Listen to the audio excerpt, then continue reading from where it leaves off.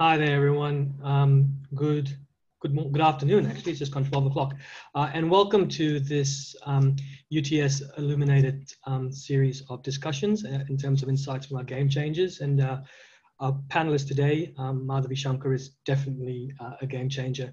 Just a quick intro for myself. My name's Sanjay Sridhar, a previous recipient of this award and a very proud graduate of UTS, though obviously a few years before Madhavi. My current role is I'm a partner in Ernst & Young Sydney practice. So moving quickly along, I'd like to start off by acknowledging the traditional owners of our land and the land upon which you're joining this meeting from as well. Where I am, it's the Gadigal people from the Eora Nation, and I'd like to pass my respects on to their elders past, present, and future. So we're all keen to get into the meat of the session, but in terms of some housekeeping, I just wanted to let you guys know that this session is actually being recorded. We want you to ask questions, so please feel free to read that slide in terms of your consent required. And we want you to ask questions. We want this to be a very engaging and a dynamic session. So please put the questions through the chat function, and we will get to as many of those questions as we can. And I know Madhavi is very excited to be able to respond to many of those questions. Now, with that introduction complete, please allow me to invite Mr. Tim Lawrence, the Dean of Studies at UTS InSearch, to join us and introduce our very special guest. Thank you, Sanjay, and good afternoon, everyone. It gives me great pleasure to introduce our 2020 UTS International Alumni Award recipient, Madhavi Shankar.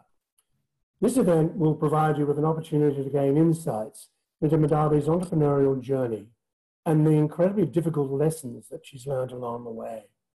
Madhavi completed a Master of Engineering Management at UTS in 2014, and after that graduated with an MBA from UTS in 2015. She's had an extraordinary career, and it comes as no surprise that she is this year's International Alumni Award recipient. Madhavi is the co-founder and CEO of SpaceBasic Incorporated, India's first technology-forward, interactive networking platform for day-to-day communications and task management within the student housing and co-living communities. Madhavi is a fervent believer in equal opportunities and women's empowerment, and conscientiously contributes towards global women's employment. Each year, SpaceBasic Inc. pledges 1% of its profits and time towards educating women, which in itself is an outstanding outcome. Madhavi has received many accolades, including being named Forbes Asia 30 Under 30, Top 30 Women Transforming India. She is also a TEDx speaker, a United Nations youth speaker. She is an incredibly positive role model and a great advocate for using technology for social good. I am delighted that she is speaking with us today, and so, without any further ado, may I introduce Sanjay Shankar.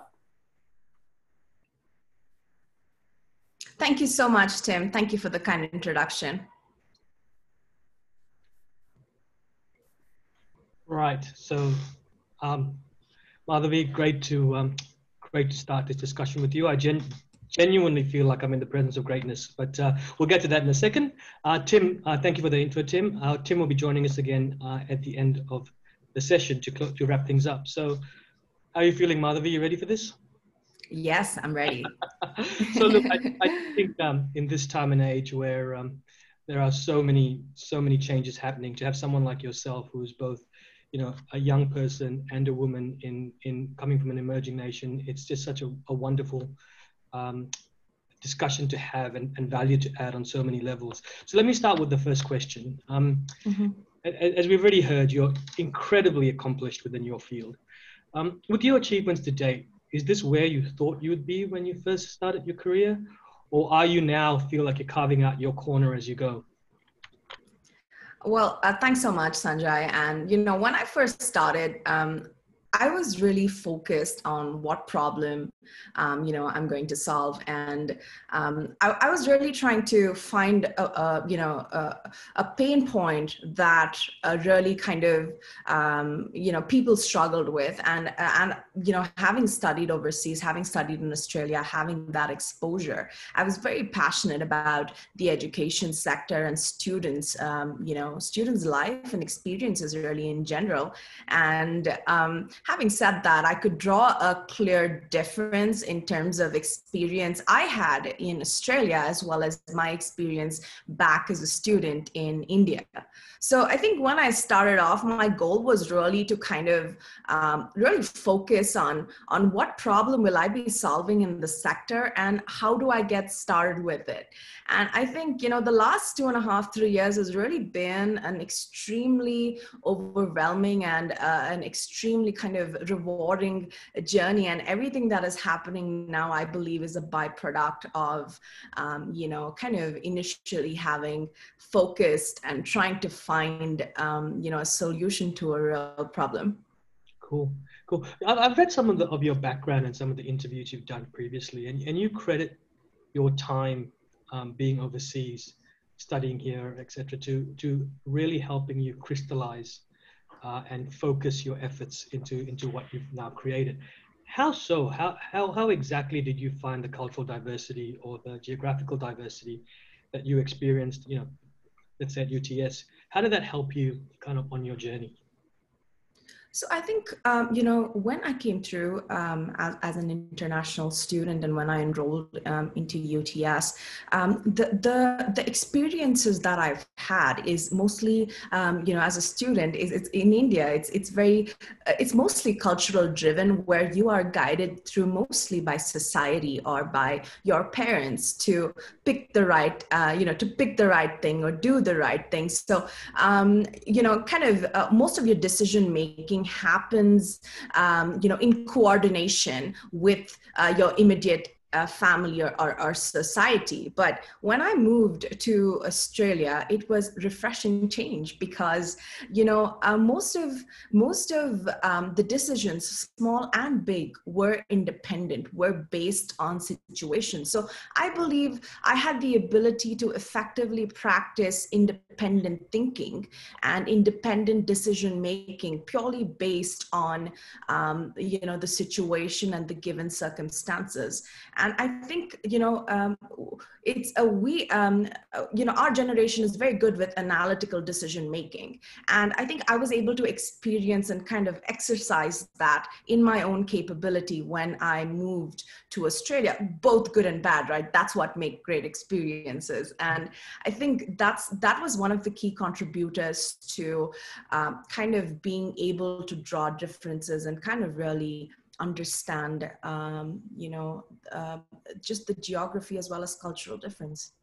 And when you went back to India, was it easy for you to continue to practice that independence? And were you able to translate those lessons that you learned here and the experiences and the capabilities that you developed here back into your home country?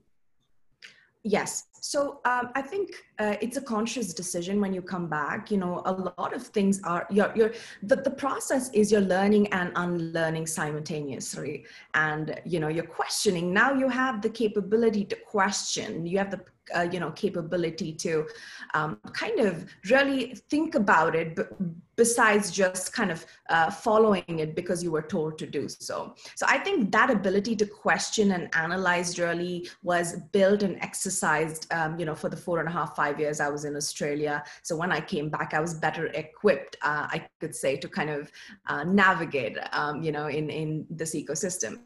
Cool, great. Look, we've actually, just before I go to my next question, we've got over 50 participants on the call, which is terrific. So please, if you guys here, or you want to put some questions up, please do so as we have the conversation. So kind of coming back to the business that you started, I think we live in a world where everybody wants to be an entrepreneur, right? You hear these great success stories and everybody wants to do their side hustle and, kind of, replace their primary job. And, and there's some terrific, exciting and inspiring stories out there, yours included. But I think the challenge everyone has is, what is the problem you're trying to solve? How do you go from ideation to concept solution to delivery? And you've done that obviously very, very successfully with SpaceBasic Inc. So how did you, Madhavi, conceive that, and how did you develop it as a platform to manage hostels and student housing matters? Can you talk us through that? Sure. So when when I was in Australia, I interned actually for an early stage startup. So that was my first job. Straight after my undergrad, I moved here to pursue my master's. And while I was, studying, to support ourselves, as international students, we, end up working, jobs that we can find, and I was pretty certain that if I were to find a job, I would probably do something that I could put on my resume, and that will build. I mean, if you're going to spend 20 hours working on something, it might as well be something that you're gaining skills out of, that is going to help you in the long run. And I was pretty certain that I would work through that cycle, and eventually I ended up finding a company that would recruit me as an intern, and I worked there for 4.5 years till I moved back to India. And that's where I learned about I think that was my first experience with startups. I was probably the first or second employee they hired, and I went through that churn to see how startups are built, and I was a part of that process. And I think that's where my I can say love for startups really began. So I took most of those learnings that I had acquired in that process, and by year 4 I knew I wanted to start my company. I didn't know what, I didn't know how, I didn't know where I'm going to do it, but I knew that I was ready to do this on my own. And having said that, the skills that were acquired, when you're working for somebody else versus when you're kind of implementing the same process on your own are two different things. So I would say that when I started SpaceBasic, the key was to find a problem to, which is a real pain point, and also kind of validate that to potential customers or early customers. And I think that is the most essential part of the process. And that is the key defining factor too. We did a lot of due diligence. We did thorough due diligence. I would say I spent about 7-8 months just working on due diligence to find out, is this a real problem? How often does it occur? What is the scale at which it occurs? And, a lot of feedback with end customers. So I think that's the process we got right, was one of the fundamentals as well to attain success that we have today. Okay, that's terrific. So 2 questions, and I'll remind you of the second question, after you get through your first. So the first one is, when you were in the startup here in Australia, and you said you learned lots of lessons, 4.5 years with them. What were some of those lessons? But some of the people are thinking about startups, So first question is, you can just talk us through some of those insights that you got, and not so much the insights you got doing your own business, because that's different, but the insights you learned from this business. So that's question number 1. And question number 2 is, and I guess I'm showing my age a little bit here, but in the 80s, there was a very famous baseball movie, and the line in it, build it and they will come, right? So it was about this baseball field. And in many ways, platforms are a little bit like that. I mean, you kind of build a platform and you hope you're going to get people to come onto it.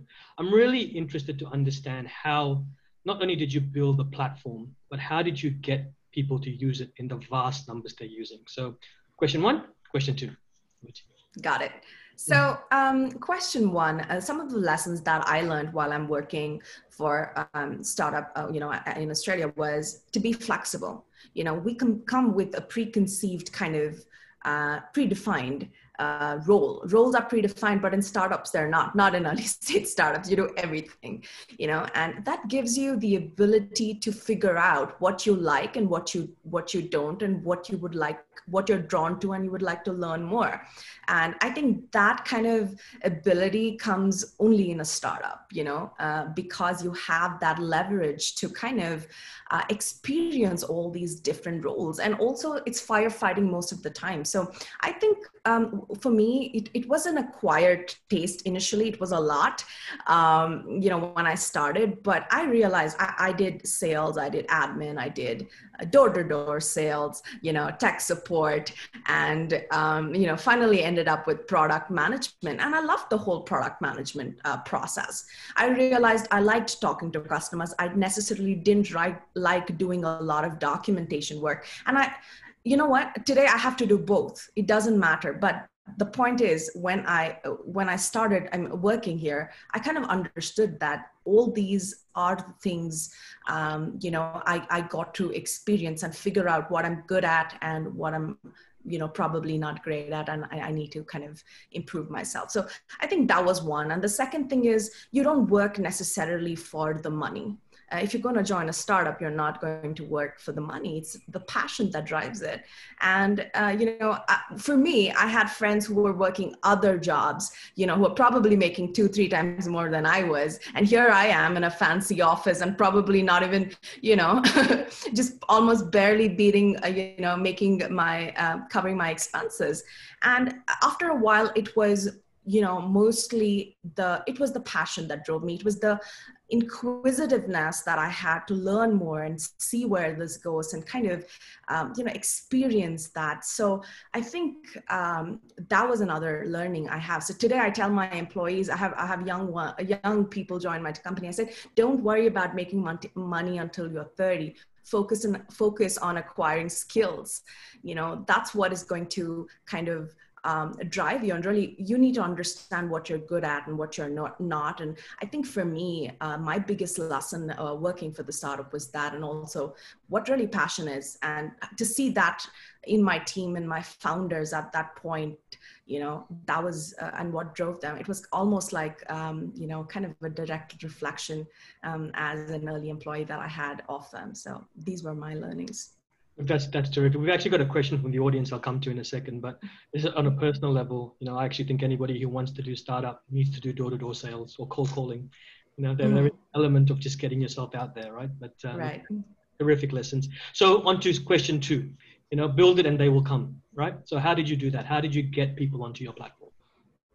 So when we realized that there is a problem which needed technology intervention, we decided to, during the course of my due diligence, I decided to sign up a couple of pilot customers who would kind of play with our MVP and let us know how we can probably clean it up or do better, or things we can have and remove. So I think one of the reasons why we were able to acquire more customers is because the product was extremely customer feedback driven, at every stage. And I think today, the guys we enrolled as pilot users today are still our customers 3 years down the line. And we kind of practice this process in our company, that any new feature and any new enhancement we run it through our customer advisory board. And now that we have one, and kind of really with end users before it's deployed. And if more than 5 customers, or more than 6 customers ask for it, it's worth doing some R&D and kind of running that through. So I think involving customers when you're building a product for them is extremely essential. It's not a choice. And I think that was one of the key factors for us to have, users sign up and kind of have the scale of users that we have today. Oh, terrific. Thank you for that. And I guess now moving from lessons you learned from working with your first internship to lessons you've learned starting up your own business, and particularly for the budding entrepreneurs out there, like what advice would you give them? And the question from an audience member is, what would you do differently in your next venture as an add-on? I think okay, so I'll answer the first part, which is what advice. I think, what people tell you about entrepreneurship or what you see really is the glorified experience. But it really, the glorified experience is probably 10% of all of, of everything that goes around in the background. So I think, it's mostly to do with, entrepreneurship is not a quick, I'm going to make a quick buck, I'm going to quickly get funded. It's not, it doesn't work like that. I think that's what people think it is today, but it's not. I think it is the ability to really kind of find something that you're passionate about, or find a problem that is worth solving, and and kind of chase that. And I think it's mostly passion. It's not monetary. That's a byproduct again. That happens to be one of the things you attain from it. But the goal here is, I would say, is pick a problem, build a solution, validate it, validate, build, validate. It's a constant process, and get help and acquire help in this process. Even asking for help and is a strategy by itself. And I think that is very important for first-time entrepreneurs or early entrepreneurs to kind of build that ecosystem around you, so you can avoid potential pitfalls or kind of have that help to navigate. Okay, and the final part of my question then was, what would you, in hindsight now, you've been doing your company now for a few years, what would you have done differently? I think my biggest learning definitely has to be around hiring.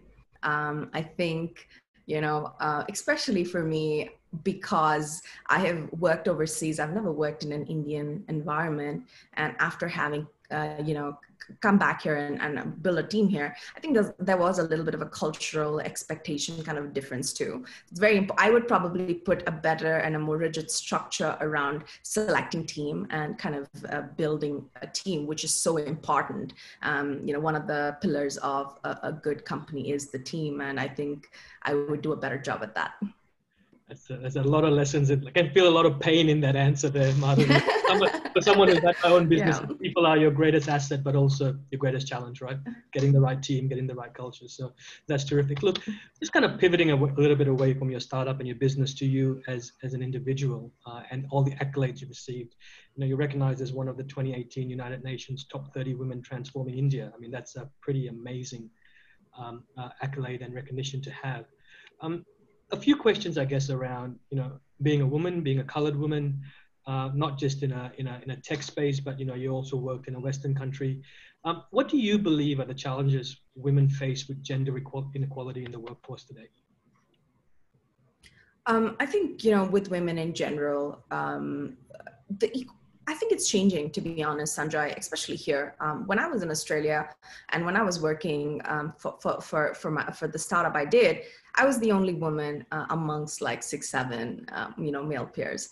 And it never really crossed my mind, or it never really was that much of an issue. One thing I did is whenever there was something of bias, I would shut it down. I would not necessarily engage. And I think one thing that I have seen is women usually say, it's okay, let it go, it'll pass. I think awareness is point number one. So when you see that happen to you or to somebody else, it's important to kind of step up and say, and stand up for yourself. And that's where it really starts. You create awareness, and you don't have to, be an advocate to do that. You can do it in your own habitat, in your own surrounding, at work, at home, wherever that is. So I think that was one thing that I have, I try to practice. And I think I definitely see the change that is happening. I think we're in the process of witnessing change from a very predefined kind of, role women used to have, to kind of change that, to kind of equal that out with your male counterpart. I think we're in that process of change, but it's important to really stand up for yourself at the end of the day, and that is the most important thing. And secondly, that I have seen is in a workplace,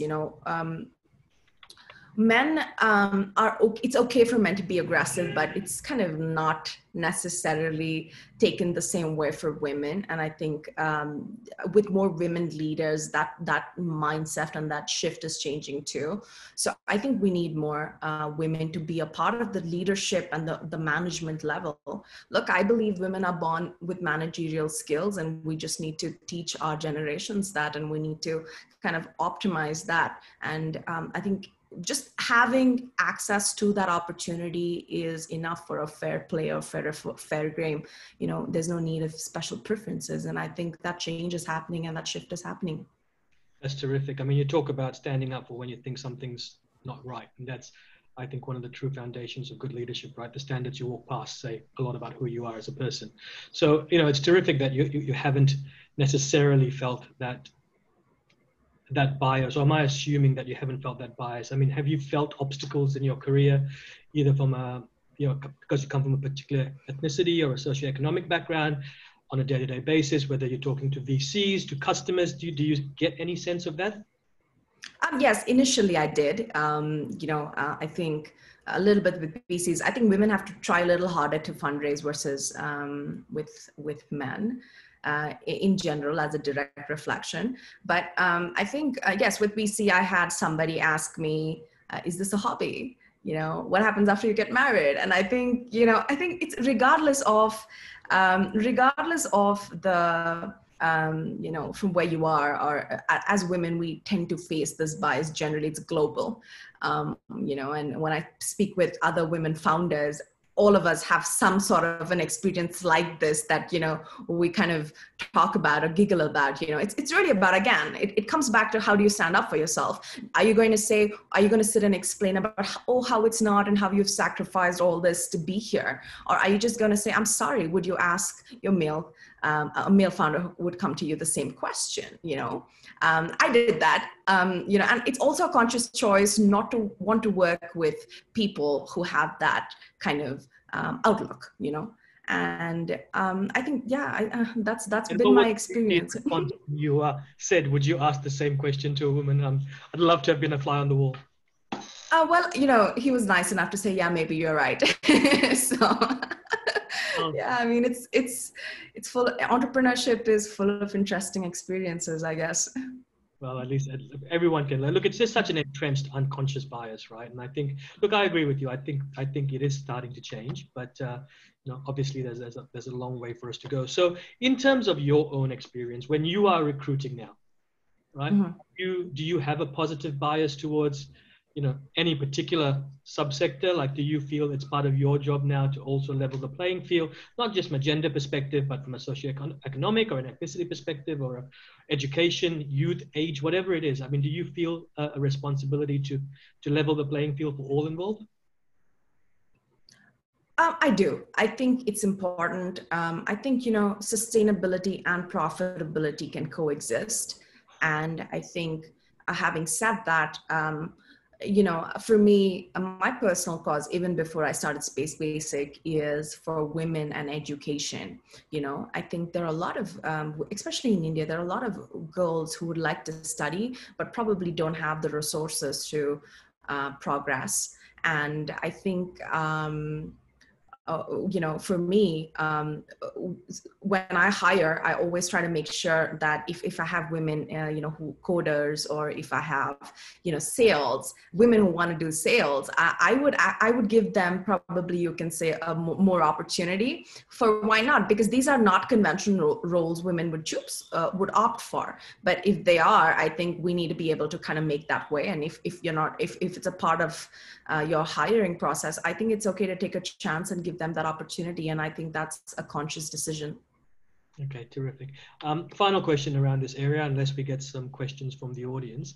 I mean, looking at your advocacy and entrepreneurial work, you're very passionate about women's equality in education, and that comes through the screen, Madhavi. It's refreshing and wonderful to hear. How can we leverage technology and innovation to achieve better social justice outcomes?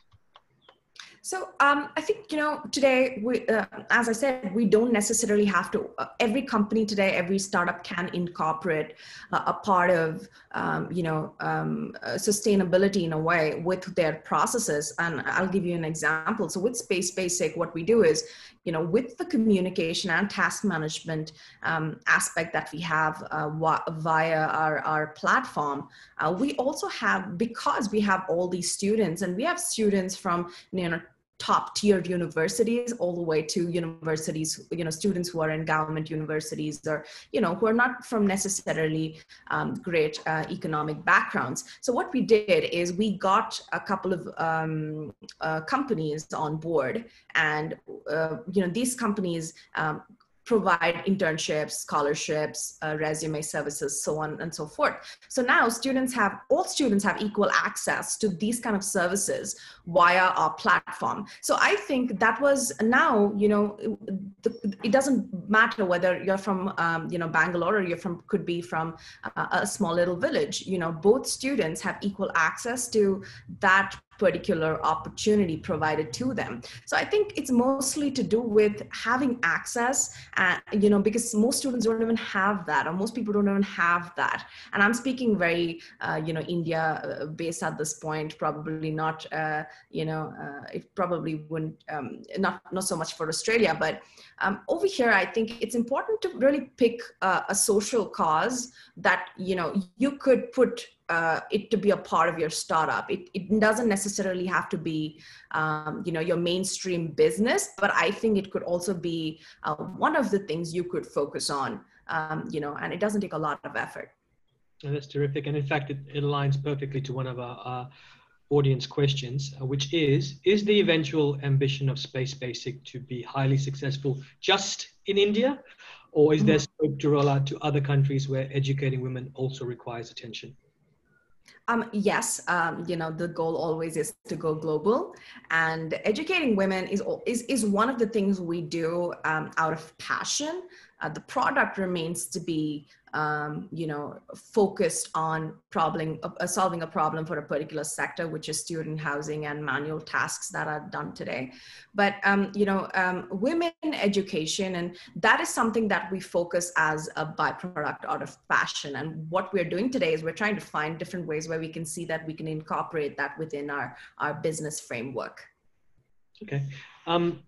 That's terrific. So another audience question, and I guess kind of just shifting a little bit from Aniket, how do you ensure a smooth customer journey, Madhavi? What are the key challenges in the Indian market, and how do you manage them? So smooth customer journey, I think it begins with listening to the customer versus, force feeding them with the solution that you have. I think most of the times that's what happens when you're forcing somebody to buy something versus listening to their, what they need. And I think that's something that companies in general do. So what we practice in terms of sales cycle here in my company is when we reach out the customer, we hear them out, we have a form where we write down all their, what they ask for. And then we kind of, then show them what we have, and so on and so forth. So empathy basically is an important aspect of the entire sales cycle. I don't think typical sales processes work anymore today. I think mostly it's very personalized. People are looking for personalized interactions, personalized solutions, and that's what's going to get you into doors and going to keep you there, especially for SaaS businesses that need to be renewed year on year. Yeah. Customer experience is an extremely important part of that cycle. Awesome. And, you operate, I mean, the question there was about globally, and I guess, everybody wants to go global, right? It's a great story. Yeah. India increasingly, as we move into the next decade, is shaping up to be a very economically significant country, right? With its population, with its growing economy, etc. So what challenges do you see operating in the Indian market that might be unique to the Indian market? Right. I think technology adoption is increasing in India. We see that happen. I think in 2017, when we started, the cell phone penetration was about 18%. And that's when, and then, with that, a lot of technology adoption, we could see that, carry out. So with technology adoption, at this point, what happens is there will be a certain set of customers who are early adopters, and some who will probably wait it out much later on to kind of adopt technology. And I think it's important for us to identify, based on which service or which sector and product that we are, delivering, we need to be able to identify that ecosystem and really identify the challenges that you may face upfront. And for us in SpaceBasic, I think we were a little early to the curve when we started in terms of digitizing student housing. And today, I think technology is more quickly accepted than it used to be. But I think the major problem is because we work with management, or we work with people who are used to a particular process for many, many years. Change management, it's because it's habitual, change management is probably the hardest kind of problem that we would face from going from manual processes to technology. So it has to be extremely efficient, and the ROI has to be delivered then and there for them to say, yes, this is going to solve my problem. This is 100% going to make my work much lesser than it already than I have. And if we're able to show definitive outcomes to them, I think adoption is that much more quicker. But I believe change management is definitely, you can say, one of the challenges, or one of the key challenges here in terms of adoption. I don't think we see that so much in, developed countries versus developing countries. And a follow-on question, I guess, in terms of India's role and the kind of global nature of what you do. Isn't an inherent threat for a platform like yours always that somebody sees your idea and replicates it somewhere else, and has the kind of first entrant market value into that market? How do you work with that? How do you manage that? Is it just an inherent risk, or are there things that you can put in place that make it more difficult for that to happen? So I think, I think with that I think that's a universal problem, really. To build a platform, it's really not that hard. To build a Facebook or to build a LinkedIn, it's really, it's not so much the technology that builds it more than it is the entire kind of experience a user has and the community that builds with it. So I think with us, yes, that definitely is a risk factor. But having said that, I think being able to have more users, being able to focus on customer experience, being able to, have more adoption and have more rigorous sales cycles will help you give that early advantage, when you enter the market. And of course, you have IPs and patents and all of that. That's a technical process. But I think the major part is not so much technical, but more about the experience and the ecosystem you build around it.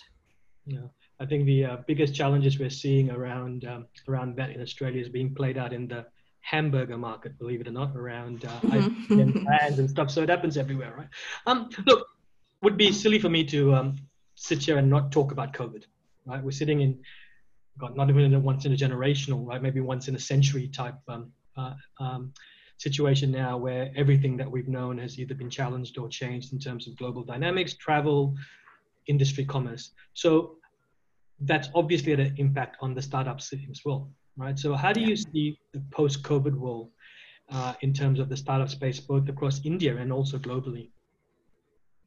I think with COVID, in terms of just businesses, I think with COVID, the question that most businesses ask today is, are we crisis proof? We never thought about this pre-COVID, and it kind of forced us to think about this. And I think the businesses that have survived today, startups, let me talk about startups, right? The startups that have survived today are pretty much the companies that have pivoted a little bit compared to their original or initial offerings, or companies that have been able to kind of, optimize, I can say, with providing a solution to the current situation.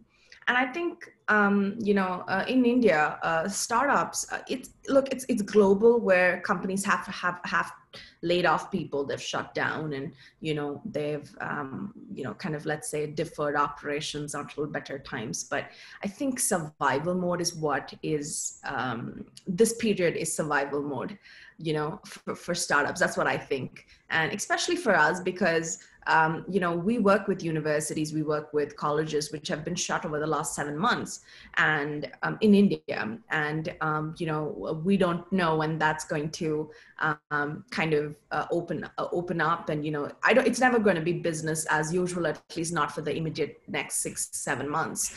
And what we have seen is we've been able to pivot our structure a little bit, our offerings a little bit. So it's not only student housing, but now communication can happen throughout the university with all of the students and with all of the management and parents, etc. So we've kind of, opened that up. And we were also able to leverage our solution to, the government of Karnataka over here, so they can convert student housing or private accommodations into COVID care centers. So it's really important to kind of, at this period, try to find ways to still have, your product or pivot it a little bit so that, your services is not tampered, or you're still able to survive during times of crisis.